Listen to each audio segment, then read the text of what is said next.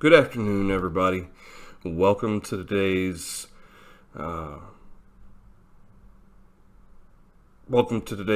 really short, and I'm not kidding this time, daily devotional. Um, I am feeling a little bit worse than I was yesterday. As I mentioned, it seems like all the kids have a cold or something along that line. And I've seemed to have gotten it as well. Elizabeth so far doesn't. Savannah's not too bad, but Cheyenne, William, and Tori both are all three are not doing too well. It does seem to be a cold. We are getting since William ran a fever.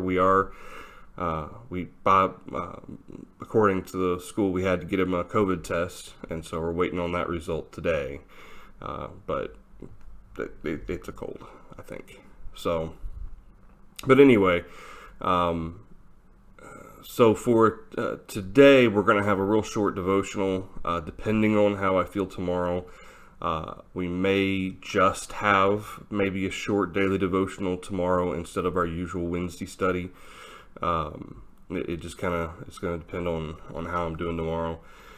I will probably post something on Facebook to let everybody know for sure. Probably an hour, no more than an hour, or no less than an hour before. So just if if that's something that's you're interested in, you can keep an eye out for it. Okay, so today's daily devotion, we're coming from Philippians chapter 2, starting in verse 1. There's some characteristics that Paul wants to discuss about how they're to treat one another, talking about the brethren in Philippi. It says, "Therefore, if there is any consolation in Christ, if any comfort of love, if any fellowship of the Spirit, if any affection and mercy, fulfill my joy by being like-minded, having the same love, being of one accord, of one mind." The love that Paul describes here in Philippians chapter 2, verses 1 and 2, for instance, the comfort of love, this is agape. Here in verse 2, having the same love is once again agape. In fact, the fact that Paul is going to use the example of Jesus as an example of one who loves others and is willing to serve others speaks to that definition of agape, which is self-sacrificial love, whereas phileo speaks to a familial love, like a family, and certainly that is used often with regard to brethren. Phileo is, but here it's agape. Verse 2, he describes being like-minded, having the same motivations, having the same goals, obviously to get to heaven. Having the same consideration for each other. That's why Paul says having the same love, being of one accord, of one mind.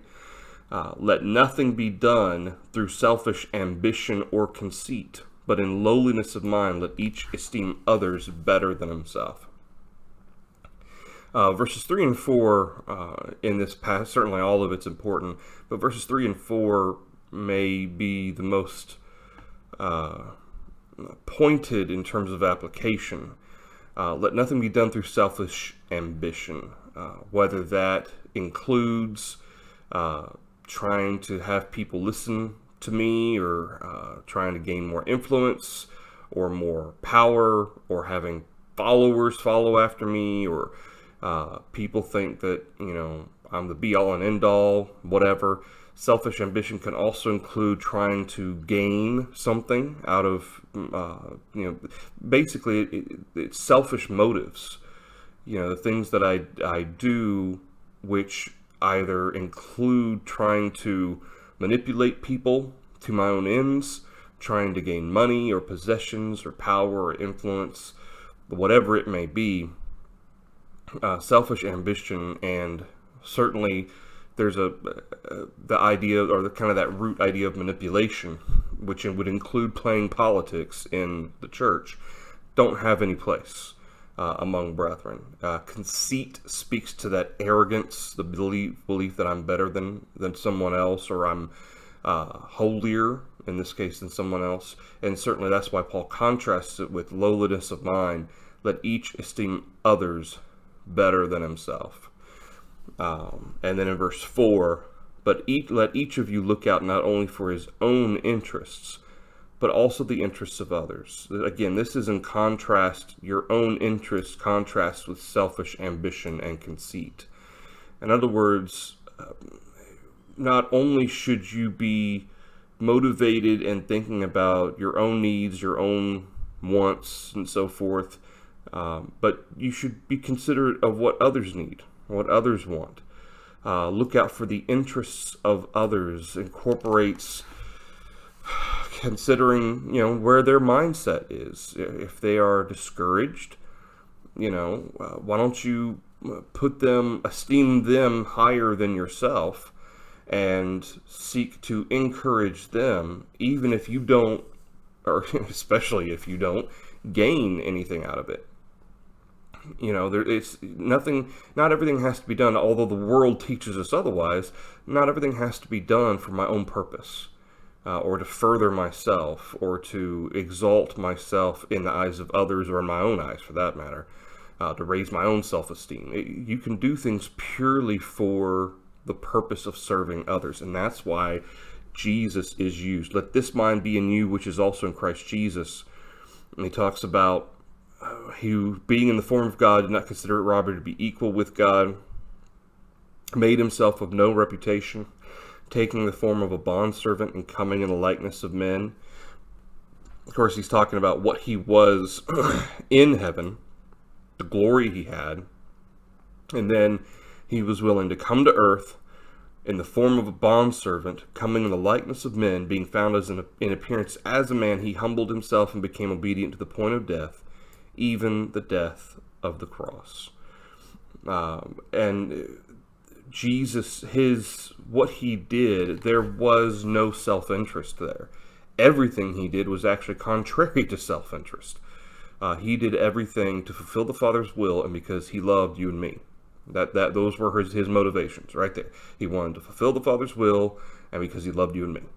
And there was nothing there that had anything to do with himself, or exalting himself. I mean, certainly he wanted to get back to heaven. We see in John chapter 17, Jesus described, he remembered and what that home in heaven was like, what that glory was like. Certainly, I guess you could say he wanted to get back to the Father.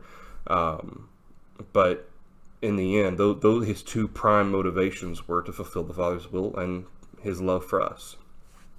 And so he sought to serve our best interests, even though it was not in his best interest.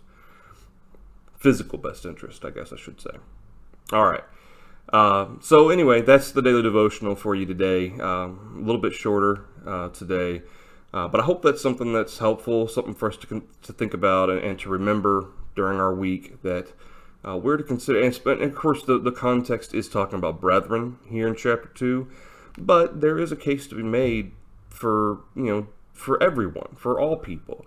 We are to love our neighbor. Well, that term is agape, just like this term in verse 2 is. And that being the case, that self-sacrificial love also seeks to do what's best for those around us. That includes teaching them the gospel, but it also includes, being good to people, helping people, doing things for their benefit. All right. So, like I said, that's the daily devotional. Like I said, tomorrow, depending on how I'm feeling, we may or may not have our Wednesday night or Wednesday Bible study live stream. We may just have a short daily devotional like we did today instead. I prefer to do, if I end up having to, I can actually talk right now. I don't feel particularly well, but if I end up having to, it can be as short as 4 or 5 minutes. No, I know most people think I probably can't talk for just 4 or 5 minutes, but technically I could just read a verse, talk about it, and be done, and that would probably take about 5 minutes for me. So, I mean, I would prefer that over not having a live stream at all, because I can reach out to people on Facebook and let people on Facebook know if we're not going to have a live stream. But it's harder to do that on YouTube. I can't just post something on YouTube. It'd have to be a video or something. So, anyway, just kind of keep your ear to the ground, and I'll let you know what's going to happen for tomorrow. And Lord willing, I will see you all tomorrow. Continue to pray for me and the kids. I appreciate it. And Lord willing, I'll see you all tomorrow. Thanks, everybody.